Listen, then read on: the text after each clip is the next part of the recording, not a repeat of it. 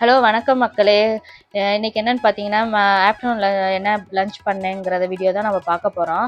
காலையிலே பிள்ளைங்களுக்கு வந்து பீட்ரூட்டில் சாண்ட்விச் பண்ணி ப்ரெட்டில் கொடுத்துட்டேன். அவங்க எடுத்துகிட்டு போயிட்டாங்க. இப்போ அதுக்கப்புறம் வந்து வீட்டெல்லாம் தொடச்சி கூட்டி பெருக்கி எல்லா வேலையும் பண்ணி லாஸ்ட்டில் வந்து மதியத்துக்கு என்ன லஞ்சுன்னு பார்த்தீங்கன்னா, ஜீரா ரைஸும் நான் வந்து ராஜ்மா கிரேவி தான் பண்ணினேன். அதுக்கு பார்த்தீங்கன்னா தேவையான அளவு ஃபஸ்ட்டு வந்து ஜீரகம் போட்டுக்கணும். நல்லா கீயோ இல்லை பட்டரோ போட்டு நல்லா சீரகம் போட்டு நல்லா பொரிஞ்சு வந்ததும் நல்லா வந்து குட்டி குட்டியாக நம்ம என்ன பண்ணணும், க்ரீன் சில்லி அதாவது பச்சை மிளகா நல்லா கட் பண்ணி போட்டுட்டு அதுக்கப்புறம் இஞ்சி பூண்டு பேஸ்ட்டு இதெல்லாம் போட்டு நல்லா வதக்கிக்கணும். இந்த சாப்பரில் நான் நல்லா வெங்காயத்தை நல்லா ஃபைனாக சாப் பண்ணிட்டேன். அங்கிட்டு பார்த்தீங்கன்னா தக்காளி வந்து நல்லா ஒரு பாத்திரத்தில் தண்ணி ஊற்றி பாயில் பண்ணி எடுத்துட்டேன். அப்போ தான் வந்து அது வந்து டொமேட்டோ சாஸ் மாதிரி நம்மளுக்கு கிடைக்கும். அதை நல்லா முன்பக்கமாக நாலு சைடாக வெட்டி விட்டுட்டு கீறி விட்டுட்டு அதை நம்ம தண்ணியில் கொதிக்க விட்டு ஆற விட்டு அப்படியே போட்டு ஜாரில் அரைச்சி எடுத்துக்கணும். அரைச்சி எடுத்தோடனே அது ஒரு பேஸ்ட்டாக ஆயிரும். அந்த பேஸ்ட்டை தான் யூஸ் பண்ணோம். அப்போ தான் வந்து கிரேவி வந்து கொஞ்சம் திக்காக இருக்கும். இப்போ இந்த ஆனியனை வந்து ஃபைனாக சாப் பண்ணிட்டேன். இதை வந்து நம்ம இந்த கீலேயே ரோஸ்ட் பண்ணணும். ஆயில் யூஸ் பண்ணாதீங்க. கீலே செஞ்சால் இன்னும் டேஸ்ட்டாக இருக்கும். கீல ஊற்றி நல்லா ஆனியனை வந்து ப்ரௌன் கலரில் வர வரைக்கும் நல்லா ஃப்ரை பண்ணிட்டேன். நல்லா ஃப்ரை பண்ணிவிட்டு அதுக்கப்புறம் பச்சை மிளகா அதுக்கப்புறம் பார்த்தீங்கன்னா இஞ்சி பூண்டு பேஸ்ட்டு இதெல்லாம் சேர்த்து நம்ம வதக்கணும். இந்த தக்காளி வந்து ரொம்ப சூடாக இருந்தனால என்னால் கையில் எடுக்க முடியல. சரி ஆறட்டும்னு கொஞ்சம் நேரம் விட்டுட்டேன். அது ஆறின பிறகு மிக்ஸி ஜாரில் போட்டு நல்லா பேஸ்ட் பண்ணிட்டேன். பேஸ்ட் பண்ணோடனையும் அதையும் தனியாக எடுத்து வச்சிட்டேன். அதுக்கப்புறம் பார்த்தீங்கன்னா மிளகாத்தூள், மஞ்சத்தூள், என்னென்ன மசாலா போடணும்னு பார்த்தீங்கன்னா அதுக்கப்புறம் தனியாத்தூள் போட்ட பிறகு கொஞ்சம் கரம் மசாலா போட்டுக்கலாம், கொஞ்சம் சீரக பொடி போட்டுக்கலாம். இதெல்லாம் போட்டு நல்லா அந்த வெங்காயத்தோடைய நல்லா வணக்கி விட்டுக்கணும். லாஸ்ட்டில் பார்த்தீங்கன்னா கொஞ்சம் ட்ரை ஆகும். அதுக்கப்புறம் நம்ம அந்த டொமேட்டோ பியூரி செஞ்சு வச்சுருக்கோங்களே அடித்து வச்சுருக்கோங்களே ஜாரில் அதை வந்து நம்ம இதில் சேர்க்கணும். இதில் வந்து இஞ்சி பூண்டு மறக்காமல் சேர்த்துக்கோங்க. அந்த கிளிப்பை வந்து நான் ஆட் பண்ணல. பச்சை மிளகா, இஞ்சி பூண்டு பேஸ்ட்டு இதெல்லாம் போட்டு நல்லா வதக்கிக்கணும். வதக்கின பிறகு அந்த டொமேட்டோ பியூரியை நம்ம வந்து நல்லா அதை ஊற்றி அது நல்லா ஆல்ரெடி அது வெந்தனால பச்சை வாசனை அவ்வளோவா இருக்காது. அது கொஞ்சம் வேணுங்கிற அளவு உப்பு பார்த்துட்டு உங்களுக்கு தேவையான அளவு போட்டுட்டு செக் பண்ணிக்கோங்க. அதுக்கப்புறம் வந்து நான் ராஜ்மாவை நைட்டே ஊற வச்சுட்டேன். ஊற வச்சு ஒரு 6-7 விசில் விட்டு அதெல்லாம் பார்த்தீங்கன்னா எந்த அளவுக்கு அழகா பெருசா வெந்திருக்கு பாருங்க. இதை நைட்டே ஊற வச்சு ஒரு 6-7 விசில் விட்டு எடுத்துட்டேன். எடுத்த பிறகு அதுலயும் கொஞ்சம் உப்பு போட்டு வேக வச்சனால கிரேவியை பார்த்து இது பண்ணுங்க. அதோட வந்து கொஞ்சம் உருளைக்கிழங்கு போட்டா டேஸ்டா இருக்கணும். ஒரு 2 உருளைக்கிழங்கை வந்து பெருசா கட் பண்ணி அதையும் போட்டு குக்கர்லயே போட்டிருக்கலாம், ஆனா குழஞ்சு போயிருமே அப்படிங்கறதுக்காக தனியா கட் பண்ணி இந்த கிரேவிலே வேகட்டும் தனியா விட்டுட்டேன்.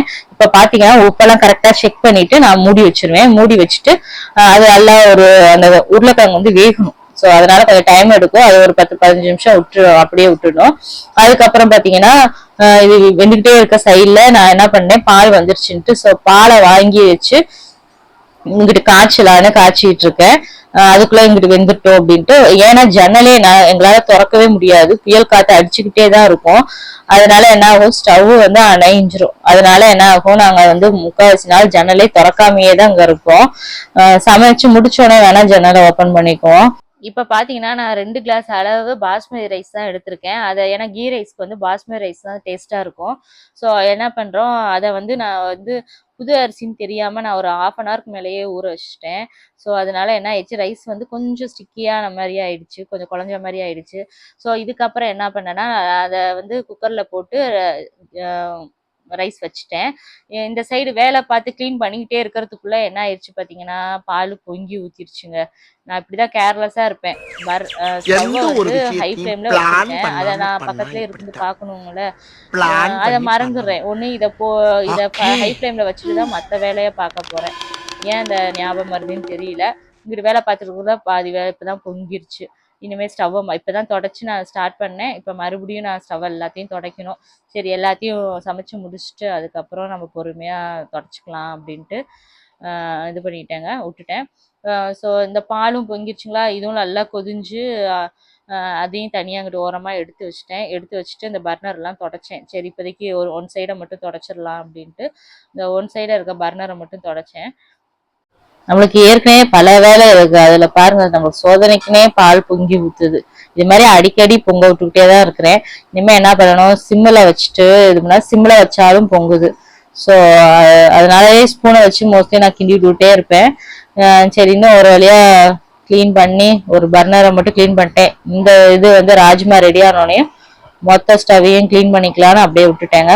இப்போ குக்கர்ல எல்லாம் ரைஸை வந்து நான் 1/2 hourல மேலே ஊற வச்சிட்டேன். ஸோ அது ரெண்டும் ரெடி ஆகிறதுக்குள்ள நான் என்ன பண்ணேன், பிள்ளைங்க இங்கிட்டு போனோடனையுமே எல்லாமே பெட்டெல்லாம் க்ளீன் பண்ணிட்டு பெட்டெல்லாம் ரெடி பண்ணிட்டு அதுங்க விட்டுட்டு போன ட்ரெஸ் எல்லாத்தையும் மடிச்சு வச்சுட்டு அதுக்கப்புறம் மிஷின்ல துணி போட்டிருந்தேன், அதுவும் ஓடிக்கிட்டு இருக்கு ஒரு சைடு.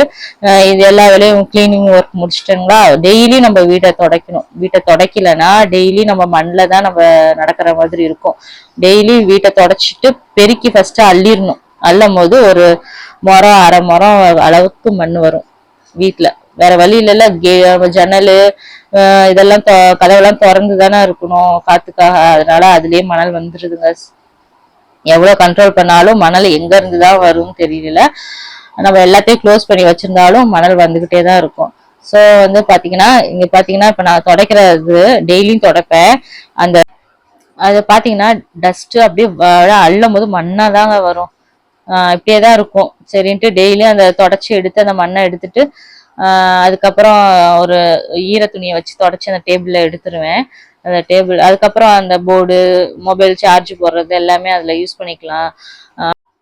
ஃபைனலாக ராஜ்மாவும் ரெடி ஆயிடுச்சு, ரைஸும் ரெடி ஆயிடுச்சு. சரி அந்த கேப்லேயே வந்து நம்ம வந்து ஆலோவேரா செடி வளர்த்துட்டு இருக்கோம். ஸோ அதுக்கும் கருவேப்பிலை சென்னையிலேருந்து கொண்டு வந்தோம். அதையும் பத்திரமா பார்த்து, அதுவும் இங்கே வந்து கருவேப்பிலை கிடைக்காதுங்களா நார்த்தில். ஸோ அதனால் என்ன பண்ணோம், பால்கனிலேயே வச்சுருக்கோம்.